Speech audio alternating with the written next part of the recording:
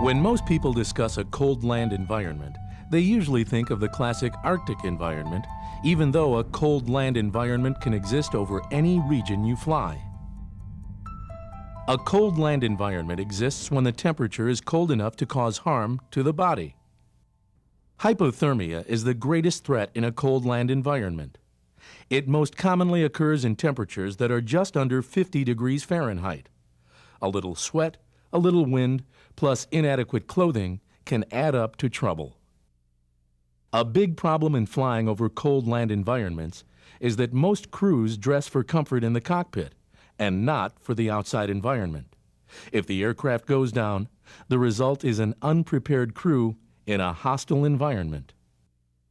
The human body is best suited for tropical or semi-tropical areas.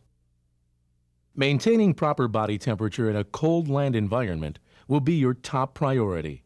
An unprotected human being cannot withstand extreme temperature changes. As the ambient temperature drops, the body core temperature also drops. This is known as hypothermia. To understand how hypothermia manifests itself, we must first understand how the body maintains its normal core temperature. Through the process of metabolism, the body core maintains an average temperature of 98.6 degrees Fahrenheit. As long as heat loss does not exceed heat buildup, the body will function normally. However, if heat is lost from the body too quickly, it will lower body core temperature.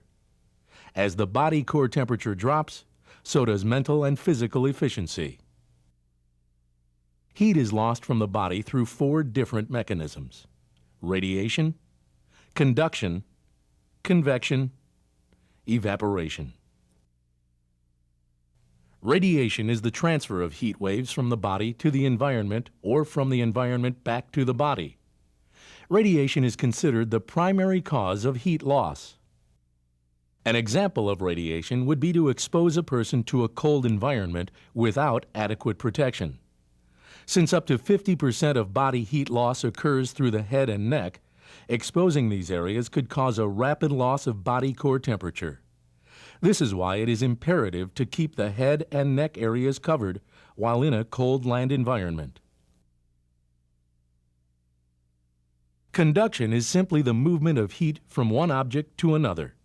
One reason why survival experts suggest that survivors evacuate the fuselage when temperatures are below 10 degrees Fahrenheit is that the cold metal will draw the body temperature down through conduction. It is even more dangerous to handle liquid fuel at low temperatures. Unlike water, the liquid fuel will not freeze at 32 degrees Fahrenheit, so whatever temperature it is exposed to will be the temperature of the fuel. If the temperature is well below zero, coming into contact with the fuel can cause instant frostbite. Convection is described as heat movement by means of air or wind to or from an object or body. Through radiation and conduction, the human body is always warming a thin layer of air next to the skin.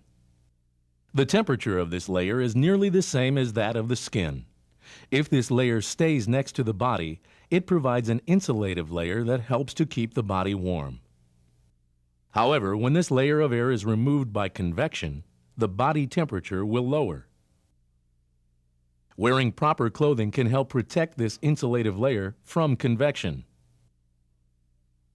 Evaporation is a process through which liquid is converted to a gas, and during this process, heat within the liquid escapes to the environment. The body uses this method to regulate core temperature when it perspires and air circulates around the body. If water vapor cannot evaporate through clothing, it will condense, freeze, and reduce the insulation value of the clothing. It will also cause the body temperature to go down. For this reason, it is suggested you wear fabrics that breathe. Once body core temperature starts to drop, the body will begin to defend itself. Capillaries and smaller vessels near the surface of the skin will constrict to keep blood from coming in contact with the cooler skin. This gives the skin a bluish or ashy color. Shivering will usually be the next symptom. This is the body's attempt to produce heat through muscular contraction. At first, the shivering usually is mild. Then it progresses to a more violent form. As muscles begin to cool and stiffen, muscular coordination is lost. Speech will become slurred as mental faculties and judgment begin to slow. As the blood cools and thickens, the pulse will become weak and irregular. Unconsciousness may be only minutes away due to hypoxia. Another important fact concerning hypothermia is that fatigue will accelerate its onset. Hypothermia is just one medical consideration in a cold land environment. Others include snow blindness, frostnip, and frostbite. Snow blindness is a condition where the outer layer of the eyes have been sunburned. In snow-laden areas, sunlight reflected off the snow is the main cause.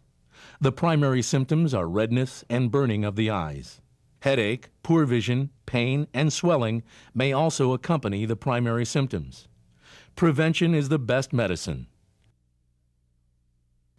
When out on sunny days, wear some type of protective eyewear. If your survival kits have sunglasses, use them. Even prescription glasses will afford some protection. Treatment for snow blindness includes covering both eyes for 18 hours and applying a cold compress to relieve pain and swelling. Frostnip is the freezing of the superficial layers of skin. It is caused as a result of skin exposed to cold and windy conditions. Symptoms include whitening of the affected area. The affected area will also feel waxy to the touch. Fingertips, earlobes, nose, cheeks, and chin are the areas most vulnerable. To prevent frostnip from happening, adequate clothing is a must. When outside of a shelter, keep all body areas covered. Treatment is very simple. Warm the affected area with body heat and protect the affected area from further freezing. Frostbite is the freezing of tissues, which may include the skin, muscles, tendons, and bone. When the cells in tissue freeze, all cellular activity ceases. Ice crystals may form and draw water from the cell. Ice crystals can cause physical damage to the cells. Also, the cells can no longer take up oxygen and eliminate waste products. Some symptoms of frostbite include a waxy skin color and skin texture that is resilient to the touch. There is also a deep numbness to the affected area. The hands and feet are the areas most affected. A very important fact to remember is that once a limb becomes frostbitten, it is more likely to suffer frostbite during subsequent exposures. To prevent this condition, always try to keep the feet warm and dry. When handling cold items or snow, wear gloves. If you do fall victim to frostbite, treatment in the field will be extremely limited. The best advice is to cover and protect the body from further freezing until medical help can be sought. Do not rub with snow. This will promote a deeper frostbite. Do not soak in kerosene. This is just an old wives' tale and will not help. Do not try to thaw the area in hot water.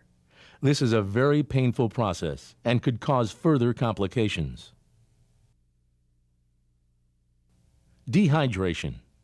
Dehydration in a cold environment may sound a little strange, but if care is not taken, a person could slip into dehydration very quickly. The thirst mechanism will be weakened and could reach the point where it is totally ignored. Remember, just because you are experiencing a cold environment does not mean your water requirements have changed. For a more in-depth discussion on dehydration, refer to our Hot Land Survival Training module. Finding water will be easy enough, but remember, you should not consume water unless it has been purified. Boiling water for 5 minutes or longer if at higher altitudes, or utilizing water purification tablets will be the easiest methods. Never eat snow.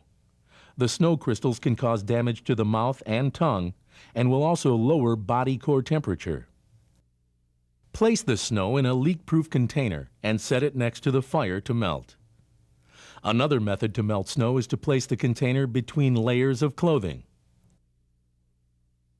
The first line of defense against the threats of a cold land environment is shelter. Shelter can be broken down into two separate categories: immediate and long-term. Immediate shelter is considered your first line of protection from the environment. Clothing will be your most immediate shelter against any environment. The clothes you are flying in and the extra clothes you bring on a flight for a cold land emergency might be different. Use the following recommendations when on the ground in a cold land survival environment. Your clothing will provide you with an immediate means to retain body heat. The type of clothing you choose can help or hinder your attempt to insulate. The insulative quality of any material is dependent on the amount of trapped air in the material.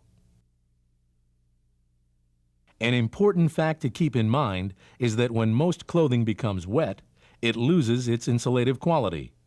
Wet clothing in the wind will draw off body heat 20 times faster than wind alone. It is also important to keep your clothing clean. As dirt fills in between the fibers of a fabric, it also fills in the dead airspace that gives clothing its insulative quality. A checklist that survivors can utilize to ensure insulative effectiveness is known as the Colder Principle. C. Keep clothing clean. O. Avoid overheating. L. Wear clothing loose and in layers. D. Keep clothing dry. E. Evaluate the need for additional clothing. R. Keep clothing in good repair. One of the best natural insulative materials is wool. Wool will insulate even when it becomes wet. A general rule for dressing in a cold land is to wear a layer of cotton next to the skin to absorb and retain moisture, followed by a layer of wool with a water-resistant material on top.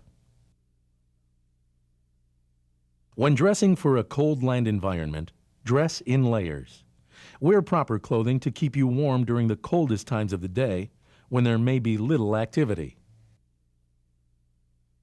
If the outside temperature rises or the body temperature rises due to a high level of activity, the survivor can peel off layers of clothing as needed to regulate the heat loss.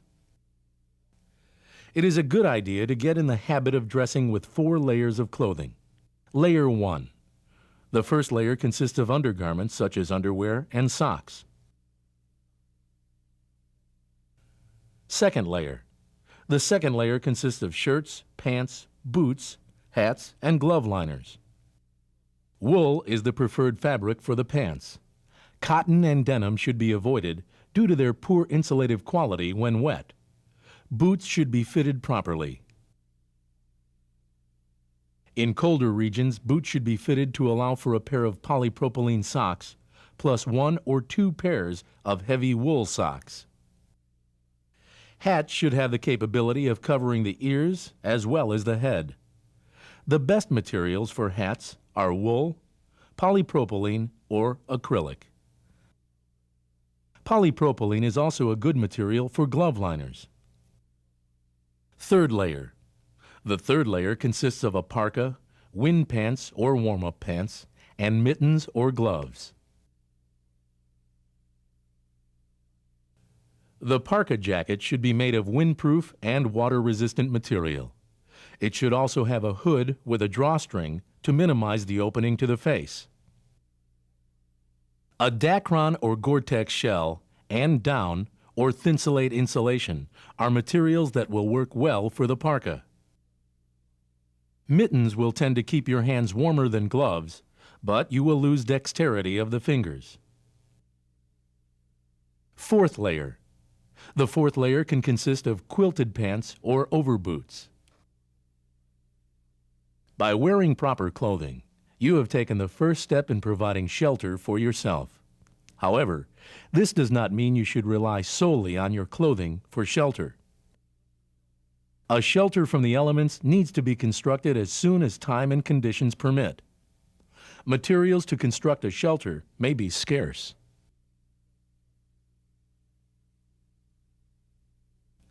It is important to keep in mind that if the temperature is below 10 degrees Fahrenheit, shelter other than the aircraft should be sought. This is because the metal in the fuselage will act as a cold sink and draw heat from the body. Natural formations can also shield survivors from the elements. These natural shelters can consist of overhanging ledges, fallen logs, or caves. Another readily available shelter is the life raft.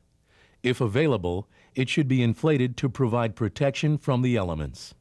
The raft provides the survivor with an alternative source of shelter, which gives immediate protection from the wind.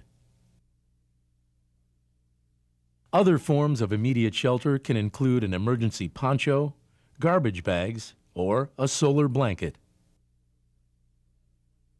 No matter what type of shelter is used, here are a few basic guidelines to remember. Location. Stay near the aircraft. Air rescue parties will be looking for the aircraft and any debris.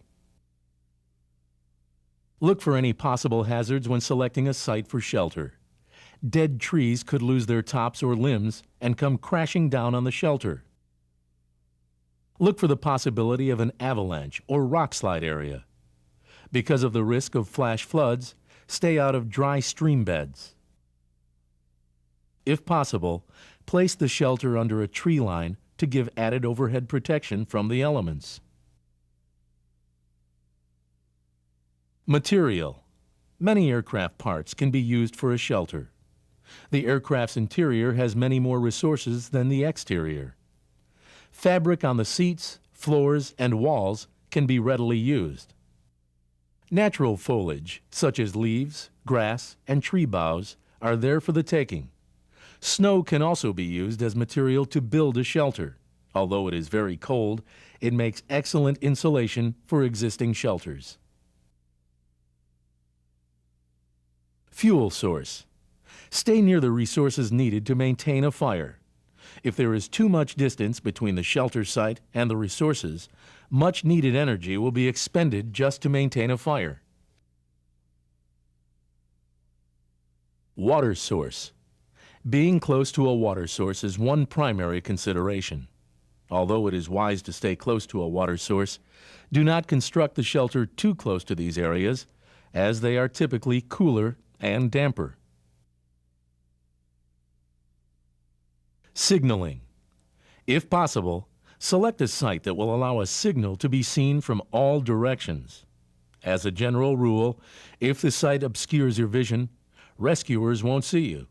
Remember, the most promising signal is the aircraft wreckage. Keep it visible and stay near it. The effectiveness of any shelter lies in its insulation. As previously mentioned, the best insulation, if available, is snow. But if you have covered the shelter with snow, it is no longer an effective signal. Immediate needs for shelter insulation may outweigh visibility considerations. These factors need to be judged on a case-by-case basis. Once inside the shelter, body heat will begin to warm the shelter. Scraping down to bare earth will increase the inside temperature by about 12 degrees, even if it is sub-zero outside. By lighting a candle, it is possible to raise the temperature by another 4 degrees. Keep the shelter just big enough to accommodate you and your co-survivors. This will make the shelter easier to warm. With adequate shelter and implementation of the other priorities of survival, first aid, water, food, and signaling, you should have a successful survival experience with a minimum of discomfort.